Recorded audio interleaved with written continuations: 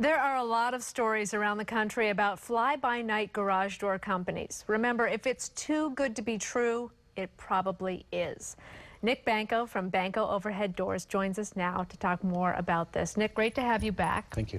So how can we protect ourselves when it comes to getting a garage door, and when should buyers really beware? You know, I think it's like any other subcontractor. Whenever you hire to have something done at your home, you're looking for a reputable company. So, you know, we pride ourselves as personally, we take pride in not charging people for anything they don't need.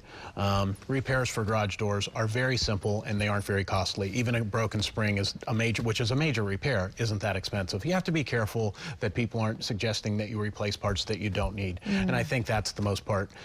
For the most part, you're looking for that reputation. There's a particular article from International Door Association. What is that all about? Well, it's companies all over the country that are doing things like that, where they're creating packages for upsell, and it's almost a scare tactic to get you to upgrade parts on your door that don't really need to be upgraded. There's items that don't wear; they just will last the life of 10 doors, but they put a package together and they talk into, you know, upgrading more parts than you needed. Especially in Florida, all our doors are engineered for wind code to withstand hurricane winds. So the hardware and the operating system behind those doors is going to stand the test of time. So you have to be careful that you're not replacing something that you really didn't need to invest in. And most doors must come with some kind of warranty, right? Yeah, they really do. And most door manufacturers' warranties now are several years, 10, 15, some lifetime warranty. What should be included with a new garage door installation? With the garage door installation itself for a new door, when you replace it, you want to make sure you include everything, not just the door itself, but the track, hardware, and springs. And that's some of the things we're talking about repairing. So when you do replace it, you start new with new hardware again. Well, let's talk about a spring and having it replaced. Approximately how much should it cost to replace that? I know they're really heavy duty and industrial, but really, how much are they supposed to cost? Well, you know, it's pretty simple. The average labor cost to change one spring is $95, and the spring itself is about $65. So you're on $160 to replace one spring. Most two-car doors have two. We suggest that you replace both springs at the same time.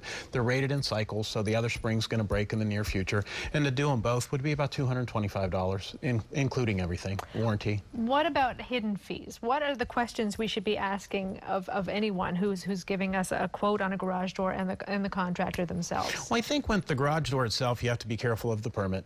That's a big expense in the job for a subcontractor like ourselves. There are other miscellaneous items, if you might call around over the phone, that you might not get included.